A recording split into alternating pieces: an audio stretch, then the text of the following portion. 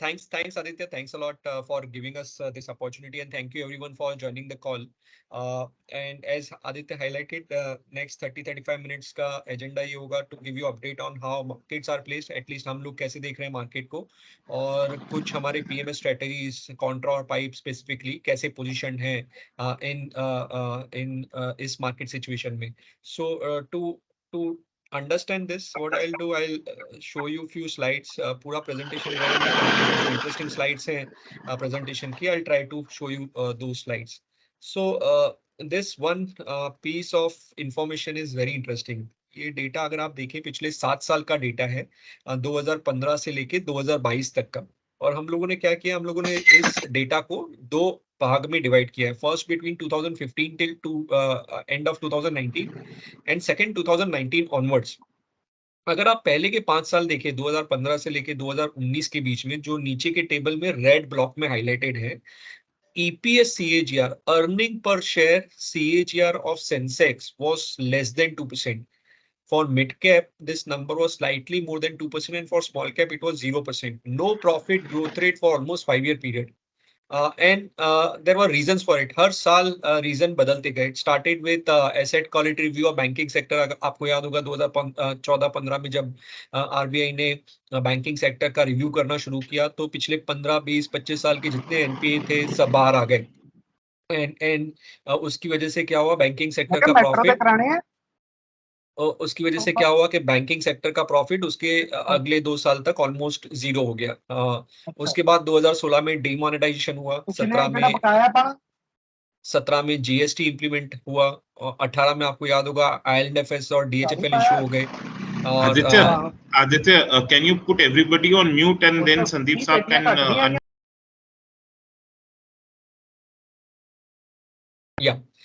सो 2018 में IL&FS और DHFL issue हुआ, और जिसकी वजह से टाइट लिक्विडिटी सिचुएशन क्रिएट हो गया था मार्केट में, और उसके चलते 2019 में कंजम्पशन में एक स्लो डाउन देखा गया. सो ये सारे रीजंस थे. Apart from this there were lot of other reasons also, but इन सारे रीजंस की वजह से मैक्रो इकोनॉमिक सिचुएशन अच्छा होने के बावजूद companies were struggling and they were not able to deliver any profit growth rate. अब इंटरेस्टिंगली बहुत सारे अपने इन्वेस्टर्स ये मानते हैं कि पिछले 3 सालों में इक्विटी मार्केट ने अच्छा पैसा बनाया क्योंकि लिक्विडिटी बहुत ज्यादा थी, easy money was available.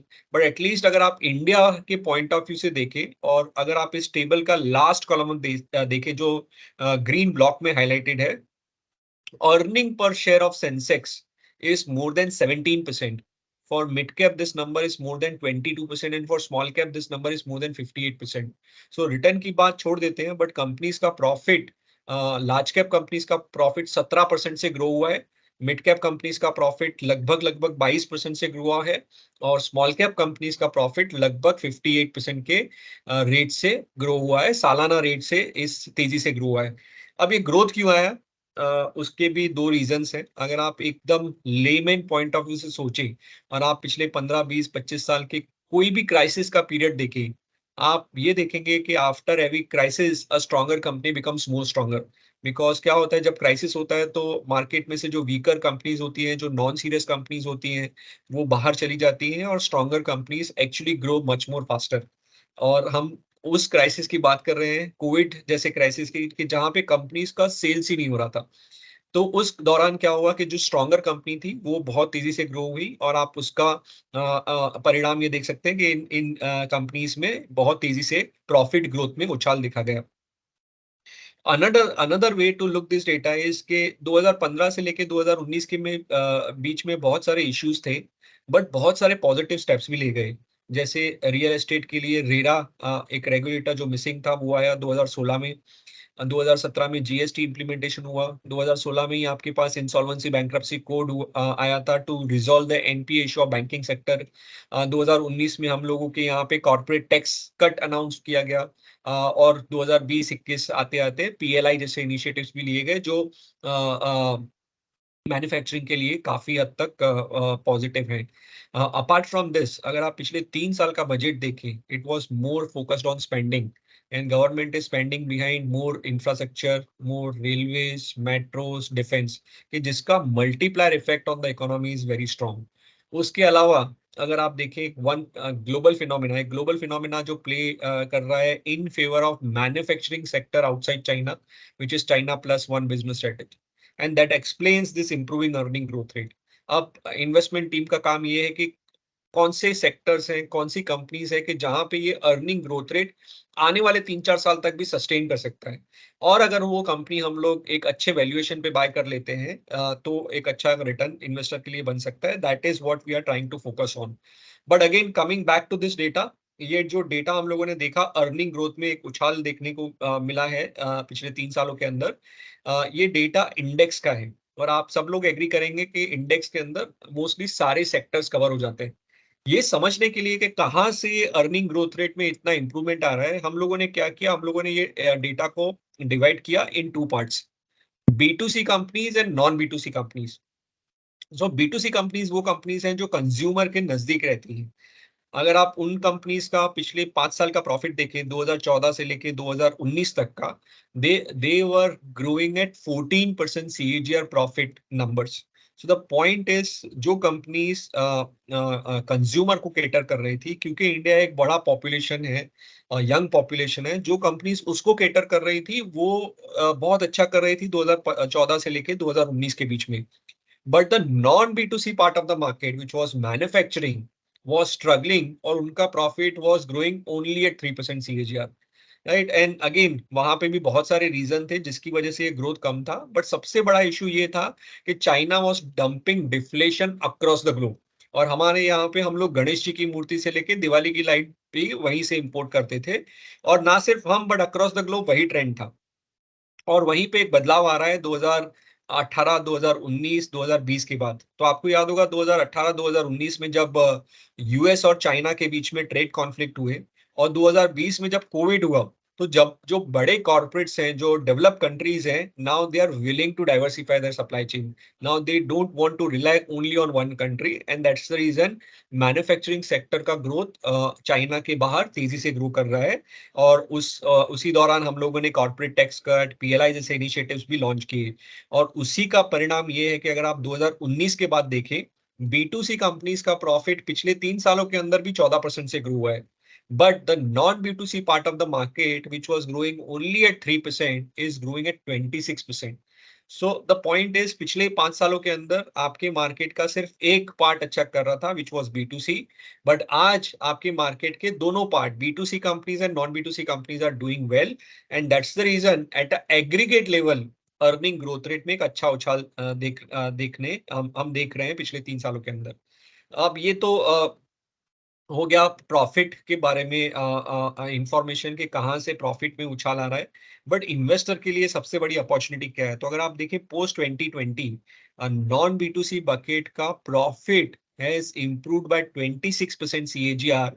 But उन कंपनीज का अगर आप मार्केट कैप देखें, ये मार्केट कैप का डेटा है, तो 2020 के बाद, 2019 के बाद नॉन बी2सी बकेट का मार्केट कैप सिर्फ 20% सीएजीआर से इम्प्रूव है। तो मतलब ये है कि प्रॉफिट आपकी कंपनीज का ज्यादा तेजी से ग्रो कर रहा है compare to share price growth, and that is what investor will like, right. आपको ऐसी ही कंपनी चाहिए कि जहां पे प्रॉफिट ग्रोथ रेट ज्यादा तेजी से ग्रो कर रहा है और मार्केट कैप या वैल्यूएशन आज भी रीजनेबल है। We are getting that kind of combination in non B2C part of the market. और इसी कारण से आप हमारे काफी सारे पोर्टफोलियोज में देखेंगे कि मैन्युफैक्चरिंग अलाइड सेक्टर्स पे हमारा काफी हद तक पॉजिटिव व्यू है।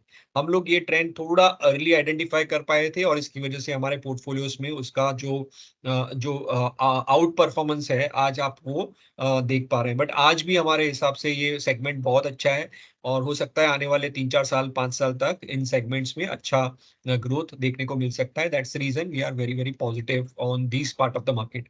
नाउ अगेन पिछले 10-15 मिनट में हम लोगों ने सिर्फ मार्केट के बारे में बात किया, बट पीएमएस एंड ईएफ की जब बात आती है, तो हमारा जो कोर थॉट प्रोसेस है, that is based on this one statement कि companies create wealth and not markets, right. So हम लोग हमेशा बात करते रहते हैं कि यूएस में क्या होगा, इन्फ्लेशन कैसे होगा, क्रूड ऑयल कहाँ जाएगा, ग्लोबल ग्रोथ कैसा रहेगा, बट अल्टीमेटली जब आप पीएमएस में इन्वेस्टमेंट करते हैं, आप 25 से 28 कंपनीज में इन्वेस्टमेंट करते हैं, और हमारे हिसाब से वो 25-28 कंपनीज पे आपका व्यूज ज्यादा स्ट्रांग होना चाहिए। एंड दैट्स द रीजन हम लोगों का focus is more on a bottom up approach. So we believe companies create wealth and not markets, and that's the reason we are very very focused on companies which we have in the portfolio.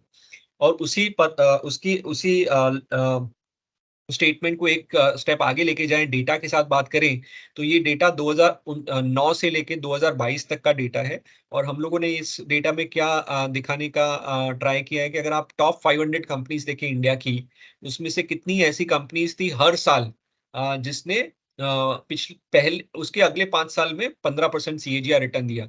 So let's say अगर पहले 2009 से start करें, तो 2009 में out of top 500 companies 239 companies were there which had delivered more than 15% CAGR return, and there were 26 companies which have delivered negative 15% CAGR return. Index का return उस साल 19% था, पिछले 5 साल का रिटर्न 19% था।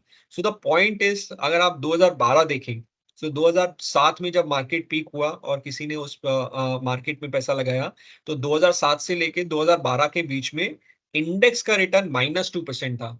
But even in that 5 year period, there were 77 companies which had delivered more than 15% CAGR return. On an average, all across अगर आप देखें तो 200 से 250 कंपनीज रही है कि जिन्होंने पिछले 5 सालों के अंदर 15% CAGR रिटर्न दिया। और इन्वेस्टमेंट टीम का एम ये है कि इन इन कंपनीज में से जो कंसिस्टेंटली आपको पैसा बना के दे सकती है, उन कंपनीज में अपना एक्सपोजर लगाया जाए।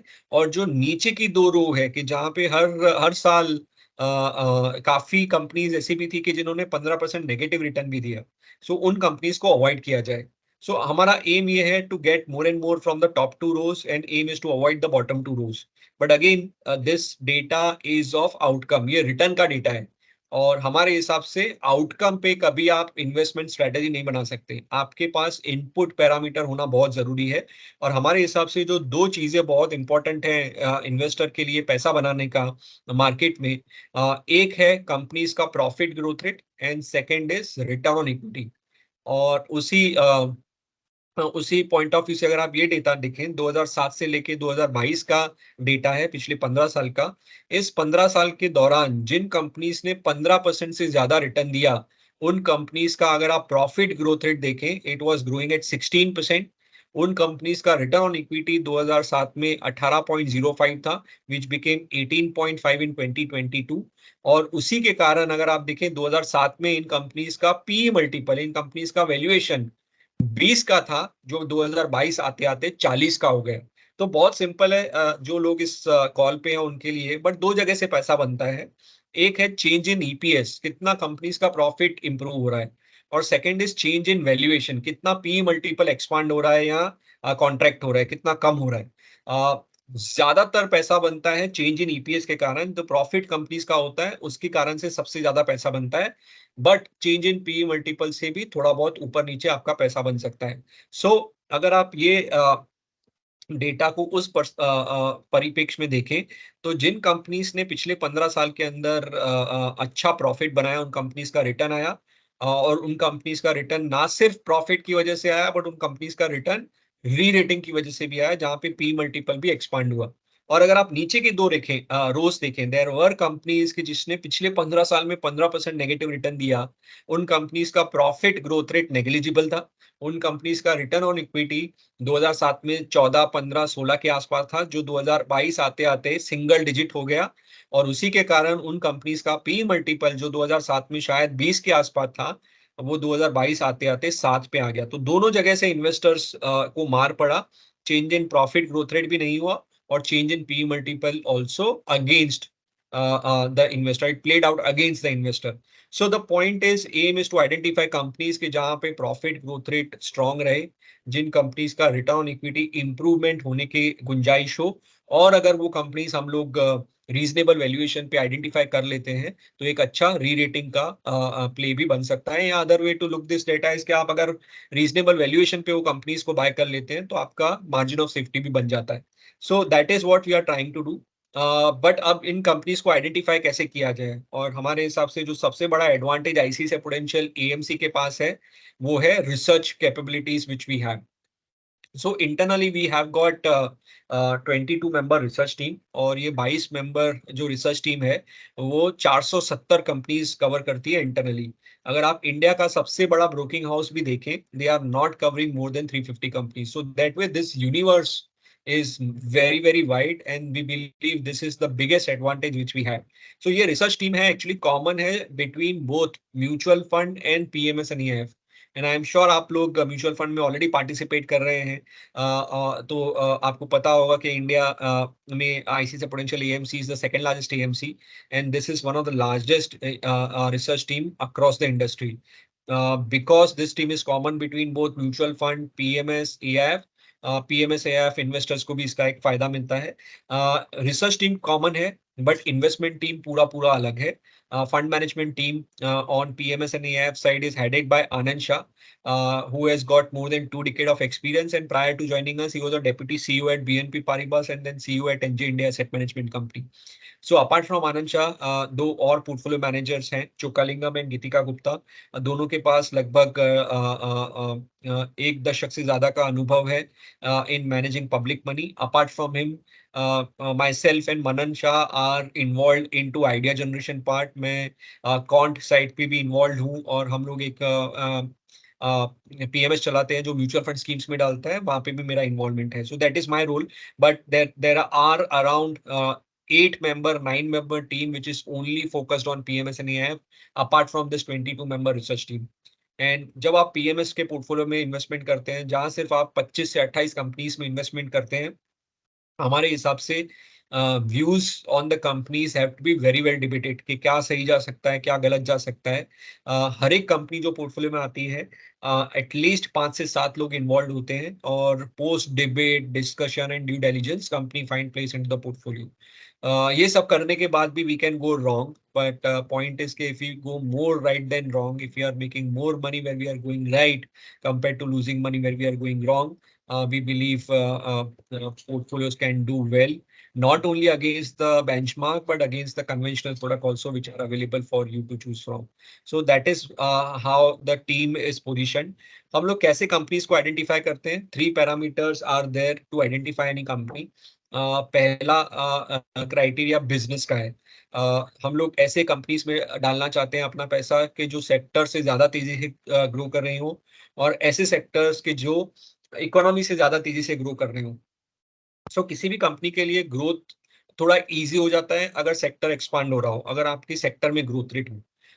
बट जब आप सेक्टर ग्रो कर रहा होता है तो ये भी हो सकता है कि बहुत सारे नए प्लेयर उस सेक्टर में एंटर कर जाए, और इसी कारण से हमारा मानना है कि जो स्ट्रॉन्ग कंपनीज है उनके पास कुछ ऐसा डिफरेंशिएटिंग फैक्टर होना चाहिए। जैसे कुछ कंपनीज के पास ब्रांड नेम एक डिफरेंशिएटिंग फैक्टर होता है, कुछ कंपनीज के पास कॉस्ट एडवांटेज होता है, जैसे वो बैकवर्ड इंटीग्रेटेड है तो मैन्युफैक्चरिंग में उसका फायदा मिलता है। कुछ कंपनीज के पास डिस्ट्रीब्यूशन नेटवर्क इतना स्ट्रांग है कि वैसा डिस्ट्रीब्यूशन नेटवर्क खड़ा करने के लिए आपको कम से कम 3 से 5 साल लग जाएगा। सो दैट विल इंश्योर कि ग्रोथ ना सिर्फ 1 साल 2 साल है, बट लंबे टाइम तक भी सस्टेन कर सकता है।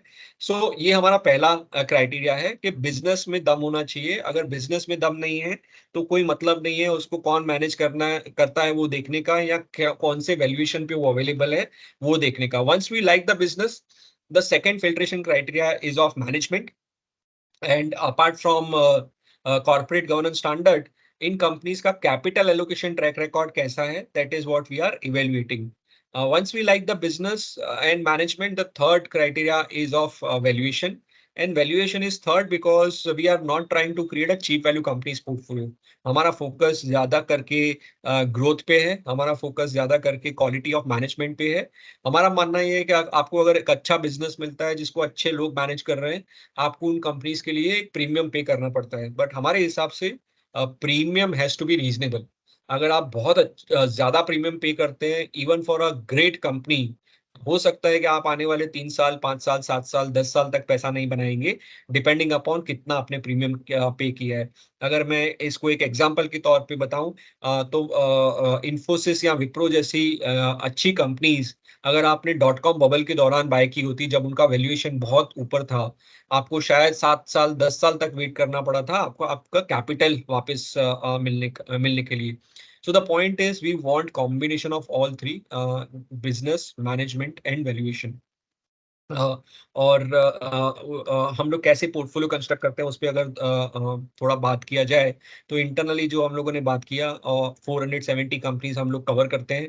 जब हम लोग बिजनेस मैनेजमेंट और वैल्यूएशन का एक फ्रेमवर्क लगाते हैं इन पे, तो लगभग 100 से सवा सौ कंपनीज फिल्टर आउट होके आती हैं।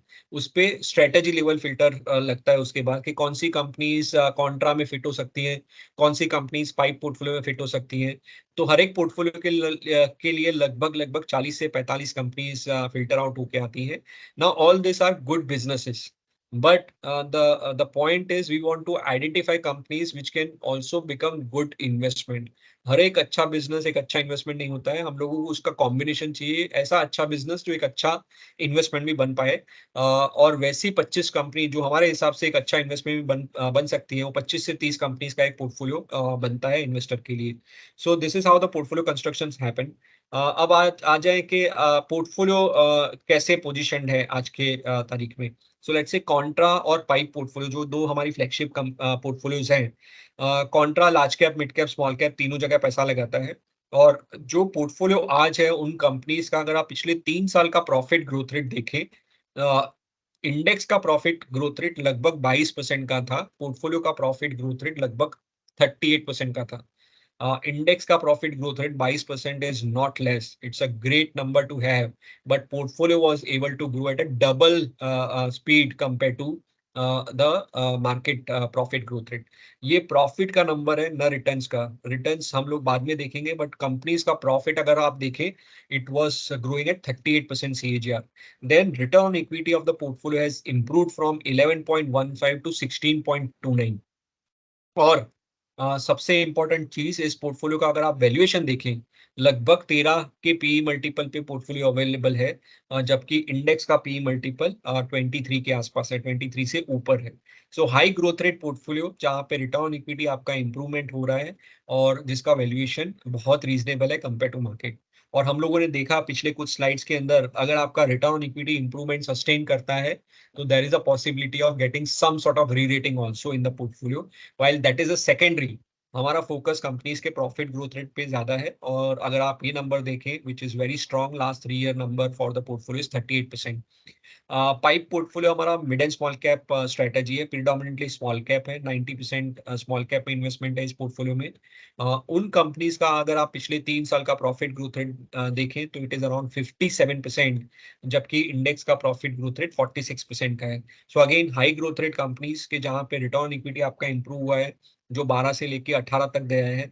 और उस पोर्टफोलियो का भी अगर आप पी मल्टीपल देखें, लगभग 13.5 का पी मल्टीपल है, जबकि इंडेक्स का पी मल्टीपल 24 के आसपास है। सो दोनों portfolios are very well position.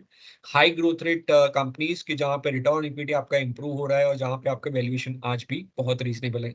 कहाँ पे हम लोगों को ऐसी अपॉर्चुनिटीज मिल रही हैं, तो अगर कॉन्ट्रा की बात करें, तो 52% लार्ज कैप है, 48% मिड कैप है।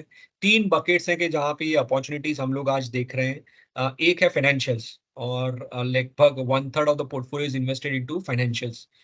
Financials including banks we believe are very well place today, because पिछले 7 सालों के अंदर बैंक्स की जो बुक्स हैं जहाँ पे वो लैंड करते हैं, और उसमें 3 बार क्लीनिंग हो चुका है। पहले आरबीआई ने शुरू किया एसेट क्वालिटी रिव्यू करके, फिर 2018 में जब एनबीएफसी क्राइसिस हुआ, तब बुक्स में एक बार वापस क्लीनिंग हुआ। और रिटेल सेगमेंट में भी जहां जहां पे वीकनेस थी, वहां पे भी पिछले 3 सालों के अंदर कोविड के दौरान बैंक्स ने प्रोविजनिंग करके रखा हुआ है। That's reason we believe banks are today very well placed. And आज अगर आप देखें, तो हम लोग देखें क्रेडिट ग्रोथ में एक उछाल देखने को मिल रहा है, which is very very positive for banks, and that's the reason banks का वेट आज लगभग 25% के ऊपर का वेट है। Second segment which we like is manufacturing, और हम लोगों ने काफी देर तक मैन्युफैक्चरिंग के बारे में बात किया है, but with in that bucket we are very well diversified. We have companies from metal space to defence, auto ancillaries, textile, chemical. So that bucket is very, very large. The third one third is into rest of the market, a diversified portfolio. There are companies from transportation, construction, power, telecom, and reality. So put together everything, one third, one third, one third, तीन parts में आप portfolio को देख पा रहे हैं। और ये स्टैटिक पोर्टफोलियो नहीं है, अगर आप हमारा 2019 का पोर्टफोलियो देखेंगे तो आपको बैंक्स बहुत कम दिखेंगी। हमारा एक्सपोज़र बैंक्स में 10% के नीचे था 2019 में, और हमारा एक्सपोज़र उस टाइम पे फार्मा, आईटी, एफएमसीजी में काफ़ी ज़्यादा था। आज अगर आप देखें तो फार्मा, आईटी आपको पोर्टफोलियो में नहीं दिखेगा, जबकि बैंक्स का वेट ऑलमोस्ट 25% के ऊपर है। हम लोगों ने हमारा आईटी सेक्टर का वेट ऑलमोस्ट 0 कर दिया था दिसंबर 2021 आते-आते। जब 2021 खत्म हो रहा था तब हम लोग ऑलमोस्ट 0 हो चुके थे आईटी सेक्टर में, बिकॉज़ आईटी सेक्टर में आने वाले 3-4 साल तक जो भी अच्छा हो सकता था, everything was in the prices by end of 2021, and that's the reason risk reward ratio was not attractive in IT sector, and that was the reason we became almost zero in IT sector. And I am sure आपने देखा होगा पिछले 15-16 महीने में IT sector में काफ़ी गिरावट आई, और बिकॉज़ हम लोग उसमें एक्सपोज़र ऑलमोस्ट निल था, हमारे पोर्टफोलियोज़ ने बेंचमार्क के सामने अच्छा किया। सो पोर्टफोलियो का रिटर्न अच्छा है, क्योंकि जो कंपनीज़ हम लोगों ने होल्ड करके रखी है, उन्होंने काफ़ी अच्छा रिटर्न बनाया है। बट जब आप पोर्टफोलियो को कंपेयर करते हैं मार्केट के साथ, जब आप इंडेक्स के साथ कंपेयर करते हैं, तो एक अल्फा आता है because of what we are not owning, and IT and pharma sector were the 2 example which were which negatively contributed to the index return, and because we were not owning, we were able to do well compared to the benchmark also. PIPE portfolio अगर आप देखें, it is are small cap and mid cap portfolio. PIPE का एक track record है। Pipe हम लोगों ने शुरू किया था इन दिसंबर नवंबर 2013, एंड बिटवीन नवंबर 2013 एंड दिसंबर 2017 ₹100 लगभग 400 रुपया बन गया था। जब हम लोगों ने देखा कि मिड एंड स्मॉल कैप का वैल्यूएशन बहुत ज्यादा एक्सपेंसिव हो गया, हम लोगों ने पोर्टफोलियो बंद किया और जैन 2018 में इन्वेस्टर्स को पैसा लौटा दिया। In hindsight, that call played out well for us and investors both, because Jan 2018 से लेके mid 2019 तक mid caps were down more than 30% and small caps were down more than 50%. So we restarted the portfolio in September 2019. We have completed more than 3 years, and since inception, return today is more than 29%. So again, 100 has become more than 250 rupees today. But we are very comfortable today because market का valuation भी mid and small cap में reasonable है, और portfolio का valuation is at a discount compare to the market, right. आप देख सकते हैं कि दोनों पोर्टफोलियो का पी रेशियो मार्केट से लगभग 40% नीचे है। So this is how the portfolios are position. PIPE portfolio में जहाँ पे मिड एंड स्मॉल कैप में हम लोग अपना इन्वेस्टमेंट करते हैं, बट अगर आप पोर्टफोलियो देखें, काफी सारी कंपनीज है कि जो सेक्टर की लीडिंग कंपनीज है। जैसे आप जी शिपिंग देखें तो शिपिंग सेक्टर की सबसे बड़ी कंपनी है।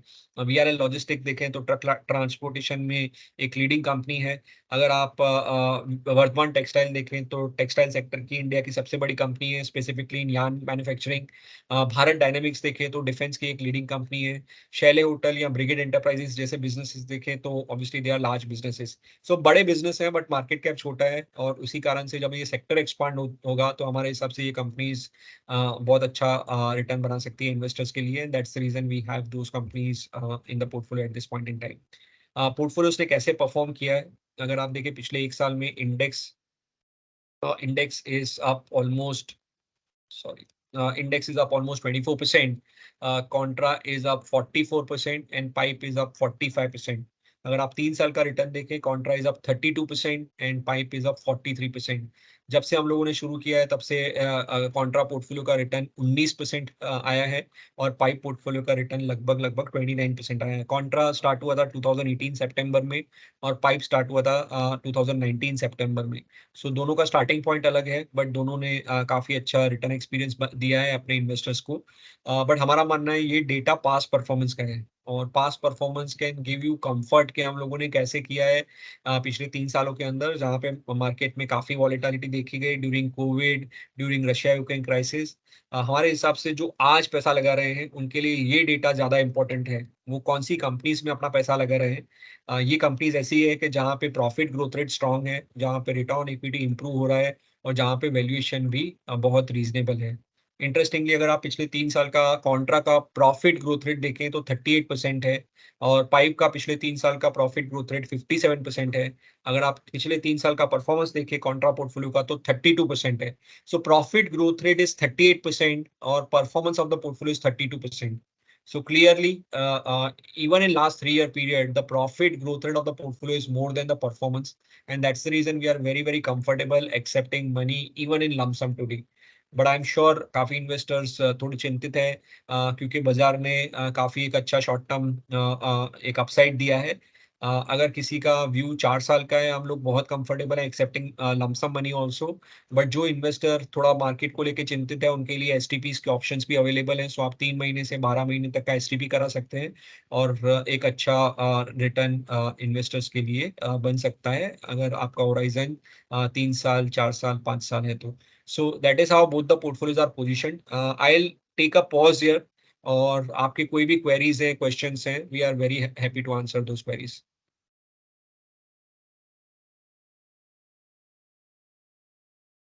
Also, Sandeep, Yeah, आपका एक तीसरा strategy भी है, in terms of the flexi strategy. right, उसके right, बारे में, if you could throw some light, sure, right, and how does it stack up against contra and pipe? And right, if it's a good idea to look at that also, yeah, sure. we should restrict our bouquet to contra and pipe. We would definitely want a view on it.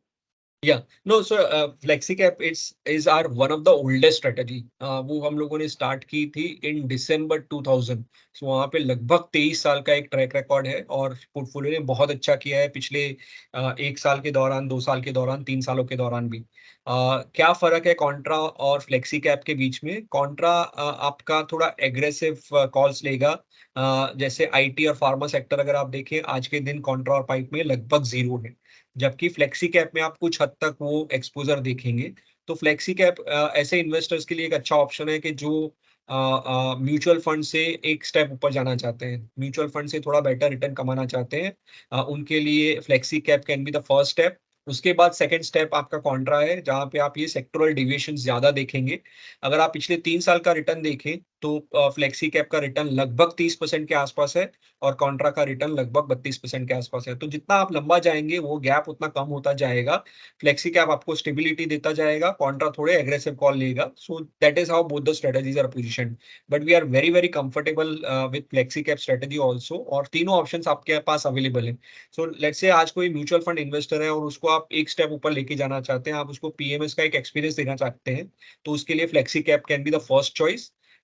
थोड़ा seasoned investor है जो volatility थोड़ा ज्यादा देख सकता है और जो पीएमएस में आ रहा है कि मैं बाजार से ज्यादा दूर जाऊंगा तो मुझे अच्छा पैसा बनेगा, तो second step can be Contra and third step can be pipe portfolio. क्योंकि पाइप में सिर्फ मिड एंड स्मॉल कैप्स है और जब आप खाली मिड एंड स्मॉल कैप में डालते हैं तो वॉलेटिलिटी ज्यादा रहेगा, बट रिटर्न बनने की उम्मीद भी पाइप पोर्टफोलियो में ज्यादा रहेगी। So that is how all three portfolios are positioned, and FlexiCap is our flagship strategy, and that is also what we are recommending at this point in time. Understood. Understood. So, in a nutshell, in a very layman kind of perspective, pipe and contra are the more aggressive one, where the return expectation is naturally higher as compared to the flexi strategy. Right. Okay. Right. Faraz, any question from your team specifically or any of the partners, to let us know. I'm having a question. Can I ask? Yeah. Yes. Yes, please. Please. हाँ Sandeep ji. Yeah. Hello? Yes. Yes. Yes. Please go ahead. Please go ahead.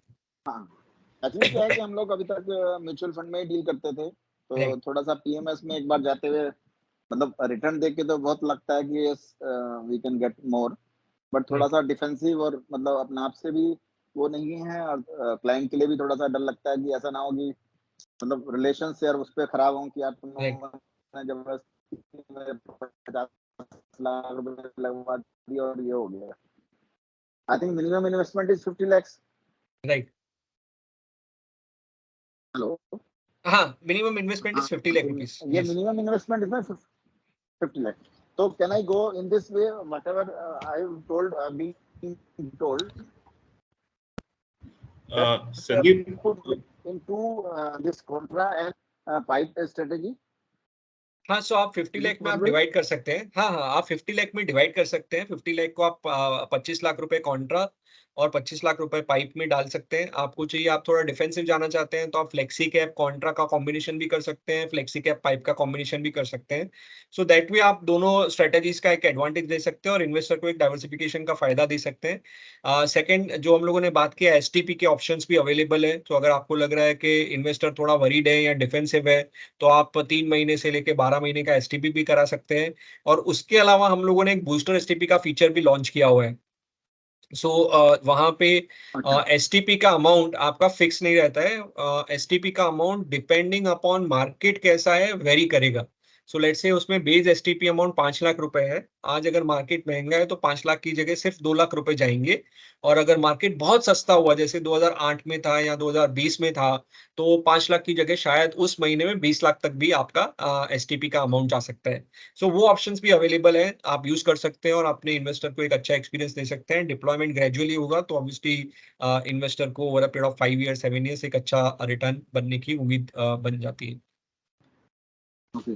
तो मतलब 50 लाख रुपए में अपना आपको सिर्फ एक मतलब एक सपोज चेक दे दिया या आपके डिपॉजिट कर दिया, अब आप उसको और मैंने इंस्ट्रक्शन दे दी कि आप इसको उस तरह से कर लीजिए 25-25 राइट, और उसके बाद उसको एसटीपी लगा दीजिए, तो you right. Can manage that thing in this yes, way. Yes, yes. So हमारे पास एक लिक्विड पीएमएस स्ट्रेटेजी है जो लिक्विड म्यूचुअल फंड में डालता है। जो लिक्विड का रिटर्न है वही रिटर्न आपको लिक्विड पीएमएस में भी मिलेगा, और वहीं से फिर आप हर महीने जैसे आप म्यूचुअल फंड में एसटीपी करते हैं वैसे यहाँ पे भी आप एसटीपी कर सकते हैं।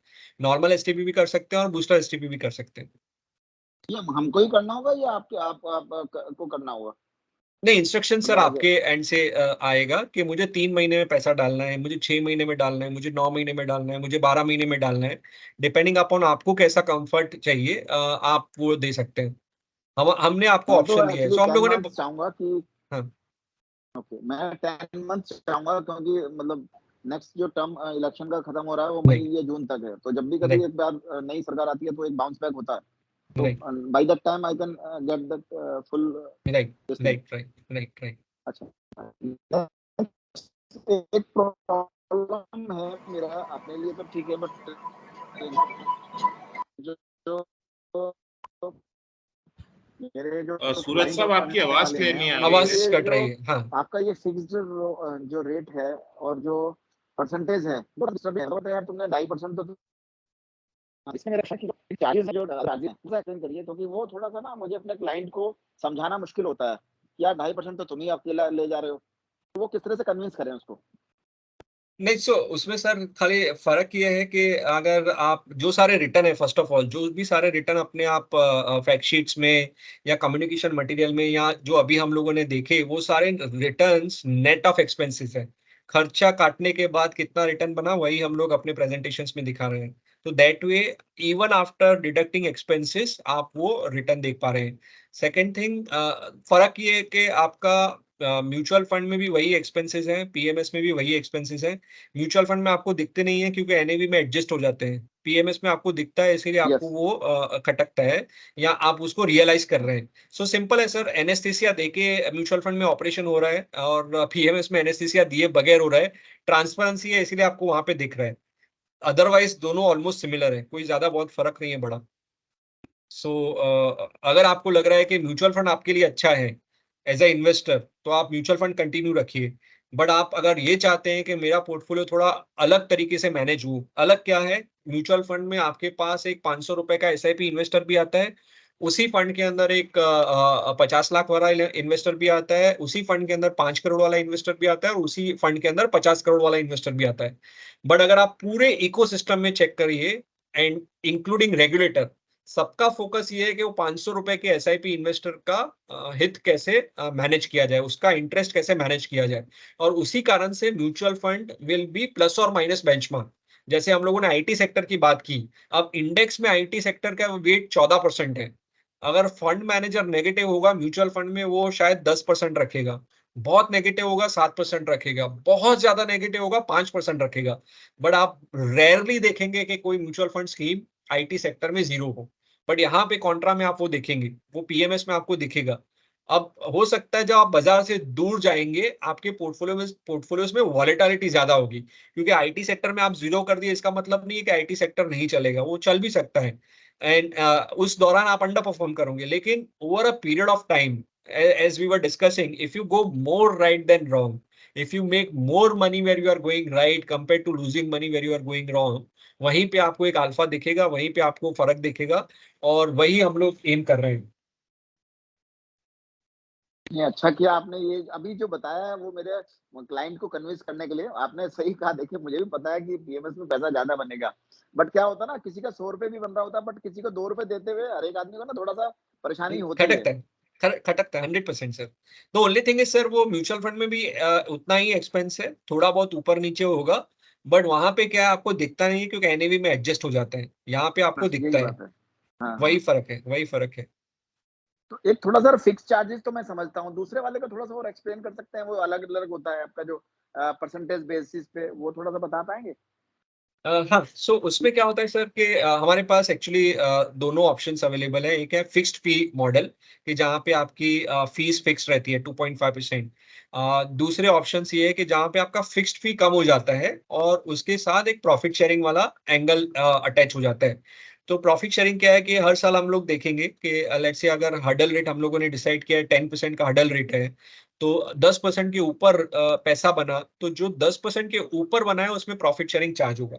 सो लेट्स से हाइपोथेटिकली एक सिनेरियो 15% रिटर्न बनता है, तो मेरा 1.5% तो पहले फिक्स कटा है, बट ये 15% में पहले 10% पे कोई चार्ज नहीं लगेगा, ऊपर के जो 5% है उसमें 15% का प्रॉफिट शेयरिंग होगा, यानी 75 पैसे का और एक्सपेंस लगेगा। बट पॉइंट इज, अगर मैं 10% नहीं बनाता हूँ तो मुझे प्रॉफिट शेयरिंग का कोई पैसा नहीं पे करना है, मेरा मैनेजमेंट फी कम हो जाता है। जहाँ पे मैं फिक्स फी में 2.25% पे कर रहा था, वो सीधा आपका यहाँ पे 0.25 या 1.5% जो भी आपका स्ट्रक्चर होगा, वो एक्सपेंस पे आप आ जाओगे। तो पैसा बना तो आपको शेयर करना है, पैसा नहीं बना तो आपका फी नीचे आ जाता है, which is almost equivalent of mutual fund. Okay okay, चलिए ये कॉल हमको लेनी होगी Sandeep, कि it will be कैसे करना safe to है। say that there will be alignment of interest also in the second strategy. 100%, so skin in the game जो हम लोग बात करते हैं कि आप तो चार्ज लगा रहे हो लेकिन मेरा पैसा नहीं बना तो क्या, तो वहां पे आप ये टूल यूज कर सकते हैं कि अगर आपका पैसा नहीं बनेगा, तो मेरे लिए भी पैसा नहीं बनेगा। प्रॉफिट शेयरिंग इसीलिए आप लेके आते हैं स्ट्रक्चर्स में। Aditya, Mukesh Saab has a question. So, Mukesh Saab, if you can unmute yourself and ask the question. Actually Faraz, Dinesh ji ने पहले रेज किया था, अगर वो उनका सवाल पहले ले सकते हो तो। Dinesh ji, Yeah, please go ahead. Dinesh ji आप अपना सवाल पहले पूछ लें, फिर मुकेश जी पूछेंगे। चलिए कोई नहीं, मुकेश जी पहले आप पूछ लीजिए, कोई दिक्कत नहीं। सर संदीप जी, मेरा क्वेश्चन है कि यूजुअली पीएमएस में एक काफी रेगुलर बेसिस पे चर्निंग होती रहती है Right. Stocks, correct. तो इन दोनों पोर्टफोलियो में आप कितना परसेंटेज या कितना रेगुलरली चर्निंग करते हैं? Second okay. क्वेश्चन है कि base value which is 50 lakh करने के बाद में क्या इसके अंदर एसआईपी की तरह we can keep on investing, और वो उसमें मिनिमम कितना आप मंथली इन्वेस्टमेंट कर सकते हैं? ओके, सो हम लोग चर्निंग अगर आप देखें तो पिछले एक साल के अंदर पोर्टफोलियो में 20% के आसपास का चर्न था, और 80% of the portfolio was almost same, कोई चेंज नहीं था। 20% ऑफ द पोर्टफोलियो में चेंजेस हुए थे, तो टर्नओवर रेशियो या churn ratio was 20% for both the portfolios. पिछले 6 महीने में ये नंबर और नीचे आ गया है, तो पिछले 6 महीने में turnover ratio is only 10%, so 10% he portfolio change हुआ है, ऑलमोस्ट 90% पोर्टफोलियो सेम है। हमारा ऑब्जेक्टिव ये है कि जो कंपनीज हम लोग पोर्टफोलियो में ले, एटलीस्ट हमारे पास 2 से 2.5 साल का व्यू हो या 2 से 3 साल का व्यू है, वैसी कंपनीज में ही हम लोग इन्वेस्ट करते हैं। और जहां पे एटलीस्ट आप 50 से लेके 70% जितना रिटर्न देख रहे हैं, उन्हीं कंपनीज में आप इन्वेस्टमेंट करते हैं।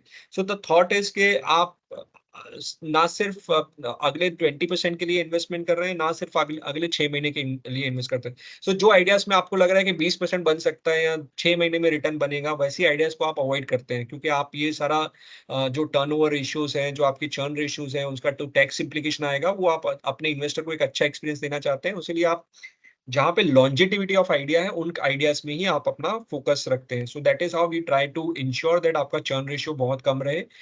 But we are of the believer के चर्न जीरो रखना भी कोई एक हेल्दी चर्न होना चाहिए। 0% चर्न से भी आपका इन्वेस्टर को कोई ज्यादा बड़ा फायदा होता नहीं है।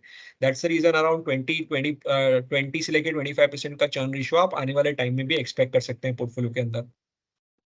जो दूसरा आपने क्वेश्चन पूछा सर, हम लोगों ने अभी very recently we have launched SIP feature in our PMS strategy.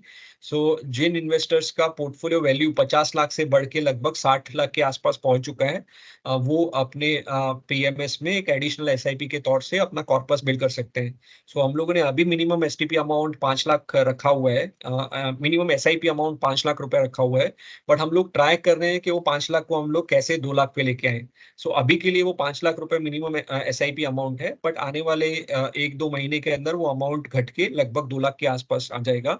तो आप 2 लाख रुपए हर महीने उसमें एक टॉपअप भी कर सकते हैं एसआईपी के तौर पे। जैसे आप म्यूचुअल फंड में डालते हैं, वैसे ही यहाँ पे हर महीने एक डेट आप जो डिसाइड करेंगे वहाँ पे कटेगा और पीएमएस में आपका इन्वेस्टमेंट हो जाएगा। Sandeep, if somebody wants to do a bullet payment after some time, will that be also possible? Yes yes, so आप टॉपअप तो कभी भी कर सकते हैं। आप 1 लाख से लेके कोई भी अमाउंट आप जो चाहें आप टॉपअप कर सकते हैं। मुकेश जी, आपका क्वेश्चन आंसर हो गया? Yeah, that answers. Thank you. Thanks, Sandeep. Thank you Mukesh ji, thank you. Rakesh ji, yes. My question is that कि जो churning cost including 2.5% brokerage or it is over and above this amount? Over and above this amount. Second thing is, can if my value of the fund increase, can I withdraw the amount if possible? Yes yes, so let's say आपका 50 lakh rupees appreciate होके 55 हो जाता है या 60 हो जाता है, आप ऊपर का जो भी अमाउंट है आप रिडीम कर सकते हैं। सेबी का रेगुलेशन ये है कि मिनिमम आपका 50 लाख रुपीस पीएमएस में होना चाहिए। तो जो भी एप्रिशिएशन है वो पूरा आप निकाल सकते हैं। 1 साल का एग्जिट लोड है 1% का, 1 साल के बाद कोई एग्जिट लोड नहीं है। सो अगर आप 1 साल से पहले विड्रॉ करते हैं तो 1% एग्जिट लोड पे करना है, 1 साल के बाद कुछ एग्जिट लोड भी उस पे नहीं है। Okay, thank you. Thank you. Sandeep, can US NRIs invest in the PMS? थोड़ा ऑपरेशनल रिलेटेड क्वेरी है, so I will get back to you. अगर मेरे colleague Sandeep bhai, Aditya this Yeah. side. So US and Canada, we are not accepting at this moment. So except US, Canada, we can accept other money. Sure, perfect. Thank you. Thanks Aditya. In case anybody else has any question, please raise your hand. Yeah, I had raised my hand earlier. Hello. Yes, sir. Please introduce Yes, sir. yourself, Please sir, and ask your question, sir. Yeah, my name is Dinesh and मेरा सवाल ये था कि mutual fund के अंदर small cap जो है सबसे ज्यादा वॉलेटाइल होते हैं, ठीक है ना?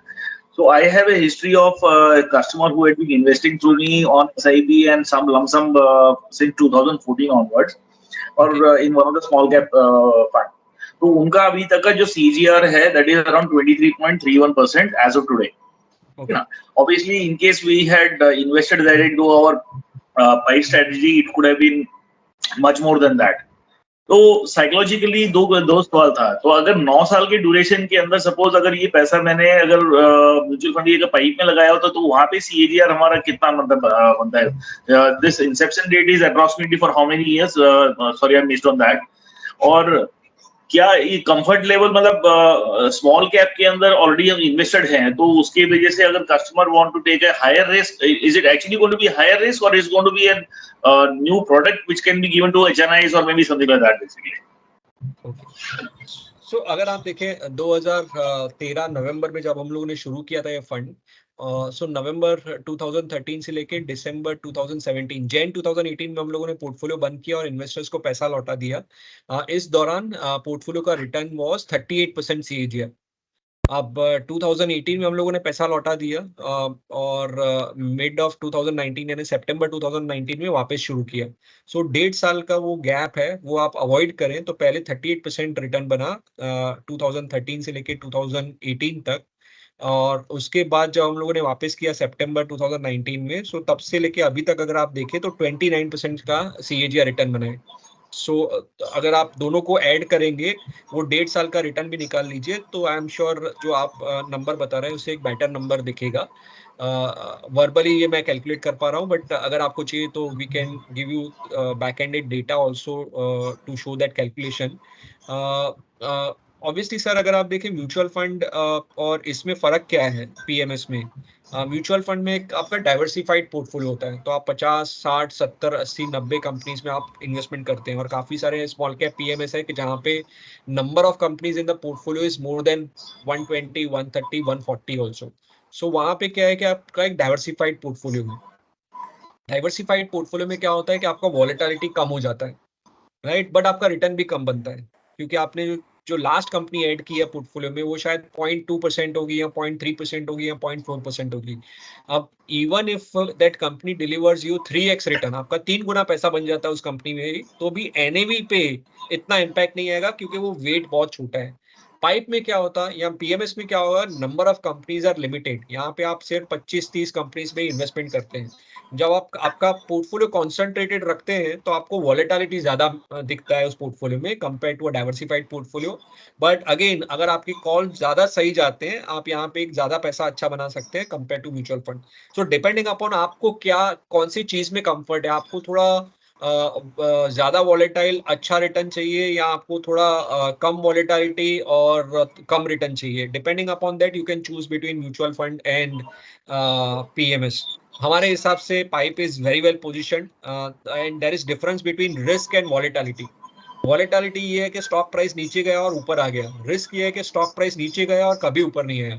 हमारा फोकस ये है कि हम लोग रिस्क को कंट्रोल करना चाहते हैं। वॉलेटिलिटी को आप जितना कंट्रोल करने जाएंगे उतना आपका रिटर्न कम होगा। वॉलेटिलिटी को कैसे कम करेंगे? By keeping let's say 70 companies in the portfolio. आपका वॉलेटिलिटी कम हो जाएगा बट आपका रिटर्न भी कम हो जाएगा।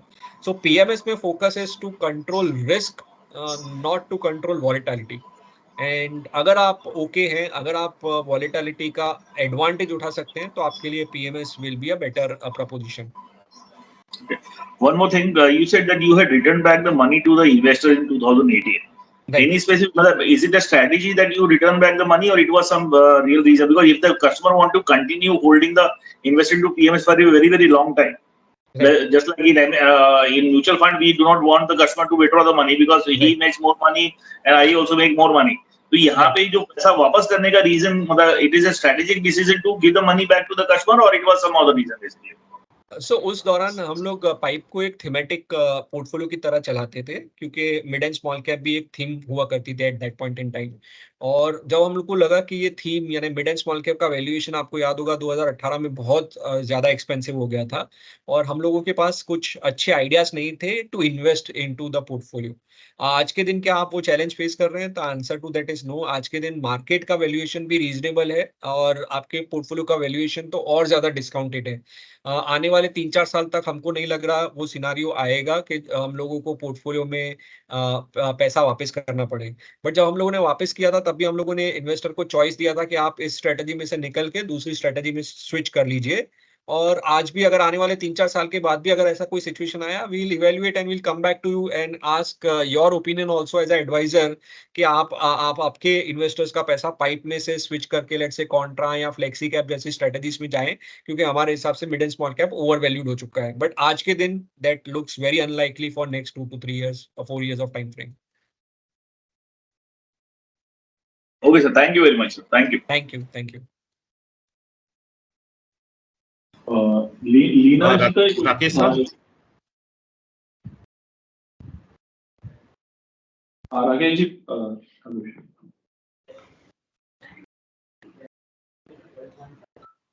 Rakesh sir, please unmute yourself and ask your question. Rakesh ji, You are asking me, I have already have my answer. अच्छा वो अच्छा ओके सर, आपका हैंड अभी भी उठा हुआ था सर, इस वजह से माफी चाहेंगे। एक लीना मैडम का एक सवाल था राहुल, लास्ट वही था आदित्य, वही लास्ट था। Mister Rahul Mahalle please. Sir मुझे एक बात ये जाननी थी कि एचयूएफ इसमें इन्वेस्ट कर सकता है और या कोई पार्टनरशिप भी कोई इसमें इन्वेस्ट कर सकती है या इंडिविजुअली कर? एचयूएफ और पार्टनरशिप फर्म भी इन्वेस्ट कर सकती हैं and my colleague Aditya can correct me if I am wrong, but दोनों कर सकते हैं। पार्टनरशिप फर्म भी कर सकती है और एचयूएफ भी कर सकते हैं इसमें। हेलो सर, मैं लीना जैन बोल रही हूँ। मेरे को ये पता करना था कि जो आप फंड इन्वेस्ट करते हैं इमीडिएट जिससे 50 लाख लगाए, कितने ड्यूरेशन में आप वो इन्वेस्ट कर देते हैं मार्केट में? ओके, सो हम लोगों ने ऑप्शन दिया है एसटीपी का। हम लोगों ने बहुत सिंपल रखा है कि एसेट एलोकेशन का कॉल हम लोगों को पता नहीं है इन्वेस्टर का कितना पैसा इक्विटी में है, कितना पैसा डेट में है, कितना पैसा बाकी सारे एसेट क्लासेस में है। उसके लिए आप एज ए एडवाइजर आप वो रोल में ज्यादा बेटर प्लेस्ड हैं। तो हम लोगों ने बहुत सिंपल रखा है कि जो पैसा आप लमसम देंगे पीएमएस में, हम लोग उसको 15-20 दिन के अंदर पूरा डिप्लॉय कर देंगे। अदरवाइज आपको लग रहा है कि नहीं पूरा पैसा एक साथ नहीं देना है, मुझे एसटीपी करनी है, तो 3 महीना, 6 महीना, 9 महीना, 4 महीना, 5 महीना, जितना आपको लग रहा है, जिस कंफर्ट इन्वेस्टर के साथ आप डिस्कस करके आप एसटीपी का रूट भी ले सकते हैं। सो अगर आप 100 रुपीज लमसम देते हैं, ऑलमोस्ट 70 से 75 रुपए जितना पैसा 2 से 3 दिन 4 दिन तक डिप्लॉय हो जाता है, और बाकी का 20 से 25% का पैसा 15 से 20 दिन के अंदर डिप्लॉय हो जाता है। So that is how we deploy if you give me lump sum today. But आपके पास एसटीपी का ऑप्शन है, तो आप उसका भी इस्तेमाल कर सकते हैं अगर आपको ग्रेजुअली पैसा लगाना है तो। ओके, तो सर जैसे अभी इन दिनों आप बता रहे थे कि ये स्मॉल कैप या मिड कैप अभी हमें लगता है कि वैल्यूएशन थोड़ा ज्यादा है, तो आपके हिसाब से फिर वो एसटीपी के रूट के थ्रू जाना चाहिए? मैं करेक्ट करूंगा अगर मैंने ये बोला है कि मिड एंड स्मॉल कैप का वैल्यूएशन ज्यादा है। हमारे हिसाब से मिड एंड स्मॉल कैप का वैल्यूएशन रीजनेबल है। बहुत रीजनेबल वैल्यूएशन है। वॉलेटिलिटी आ सकता है, वॉलेटिलिटी कोई भी कारण से आ सकता है। जैसे अगर आप देखें पिछले 2-3 दिनों के अंदर यूएस में जब ये डाउनग्रेड हुआ, यूएस के बॉन्ड्स को डाउनग्रेड किया गया, तो हम लोगों ने वॉलेटिलिटी देखा। बट ये सारी वॉलेटिलिटी तो आती रहेंगी। पॉइंट इज कि अगर आपके पास 4 साल का होराइजन है, अगर आपको लग रहा है कि आप नियर टर्म वॉलेटिलिटी से ज्यादा चिंतित नहीं है, आप लमसम भी पैसा दे सकते हैं। We are very very comfortable. और आप 3 से 6 महीने का एसटीपी भी कर सकते हैं, जिसकी वजह से आप नियर टर्म वॉलेटिलिटी का भी एक फायदा उठा सकते हैं। But valuation point of view से हम लोग बहुत कंफर्टेबल हैं आज के दिन, eight this point in time. हैं। तो लेकिन सर जो अभी हमने स्मॉल कैप म्यूचुअल फंड में जो हम इन्वेस्टमेंट किया है, लास्ट ईयर हम लोगों को 30% अबव ही रिटर्न मिला है। Right. तो Right. उसके हिसाब से जैसे हम लोगों को पुराना एक्सपीरियंस रहा कि जिस साल ज्यादा रिटर्न मिलता है उसके नेक्स्ट ईयर थोड़ा सा कम मिलता है, तो क्या यहाँ पर वो चीज इफेक्ट में आएगा? सो मैं आपको एक ये इंटरेस्टिंग डेटा दिखा रहा हूँ, अगर आप देख पाए तो 18 अक्टूबर 2021 को मार्केट ने ऑल टाइम हाई टच किया था, उस टाइम का ऑल टाइम हाई। फिर मार्केट लगभग 1.5 से 2.25 साल तक रेंज बाउंड रहा, वापस वो लेवल क्रॉस हुआ 21 जून 2023 को, अभी लास्ट मंथ को वो क्रॉस हुआ। सो पीक से लेके पीक तक अगर आप देखें, मार्केट का रिटर्न लगभग 2% है, मिड कैप का रिटर्न 9% है, और स्मॉल कैप का रिटर्न 5% है।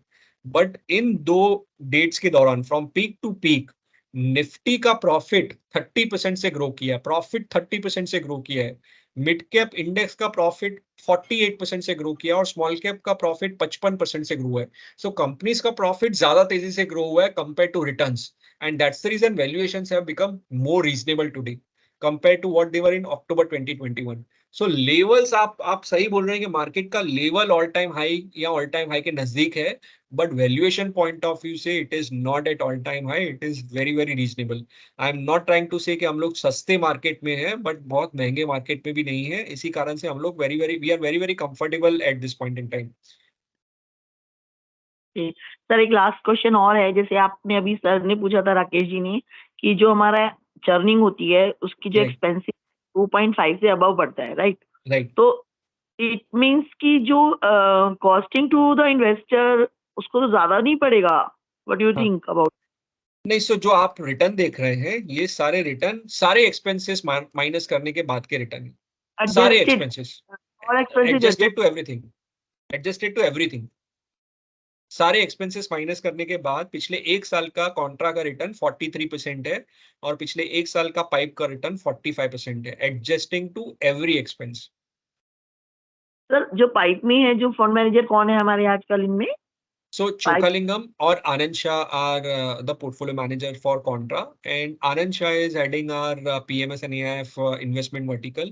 So he is also managing our Contra and Contra and Flexi Cap portfolio में भी उनका involvement है। सर कब से ज्वाइन किया सर ने? उन्होंने यहाँ पे ICICI Prudential में 2021 में ज्वाइन किया था, उससे पहले वो सीईओ थे NJ India asset management company में, उससे पहले वो सीईओ थे in BNP पारिबास।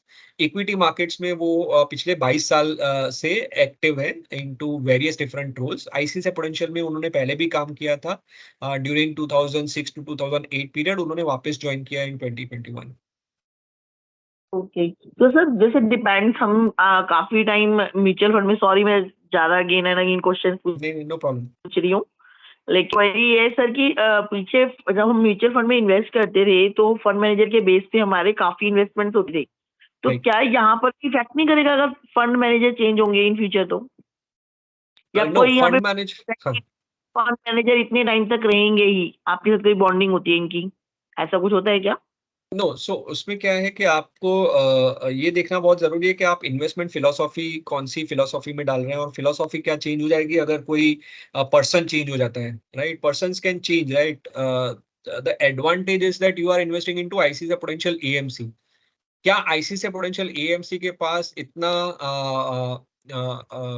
I would say capability है कि वो इंडिया में जो सबसे अच्छा टैलेंट अवेलेबल है उसको अट्रैक्ट कर पाए? सो हमारे हिसाब से आईसीआईसीआई प्रूडेंशियल एएमसी और एचडीएफसी दोनों के पास ये पावर है कि वो इंडिया में जो सबसे अच्छा टैलेंट है उसको अट्रैक्ट कर पाएंगे।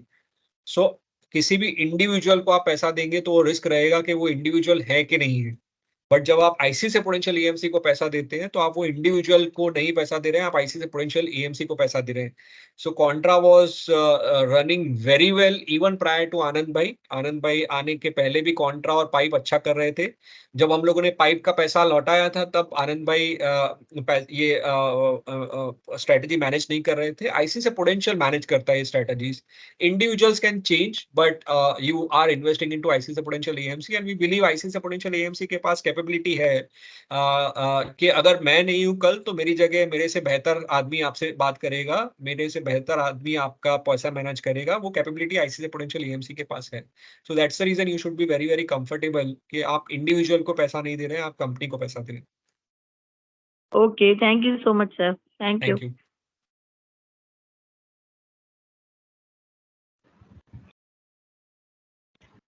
Rahul Saab, your hand is still raised, so do you have a question?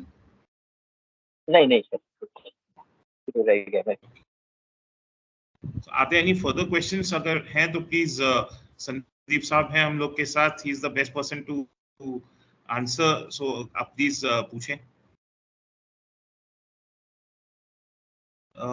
We have a question. The name which is showing is Richness Multi-Wealth, I guess. So please unmute yourself and ask the question.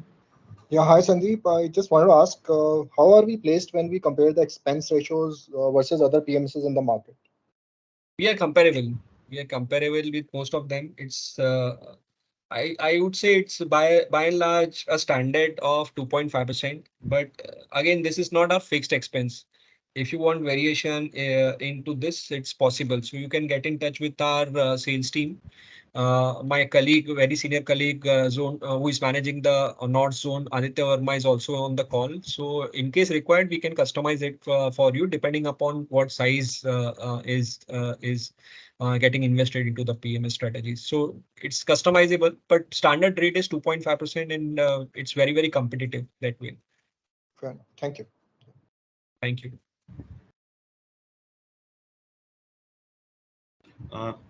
Do we have any further questions? Aditya? I guess we don't have any further questions. Yes, so I think we can call it a day now. So thank you all for coming. बहुत बहुत शुक्रिया आपका, आप आए, 1 घंटा पूरा आपने सुना, and thank you for all your questions. Thank you for all the RMs also to have advised their respective partners to attend the event today. Thank you foremost Sandeep and team to have taken your precious time on a weekend. Thank you so much for that, and really appreciate the informative talk that you've given today. Thanks Aditya. Thanks Faraz. Thanks a lot. Thank you for giving us this opportunity. Thank you so much. Thank you so much, everybody. Thank you, Sandeep. So much. Thank you. Thanks Aditya. Thank you.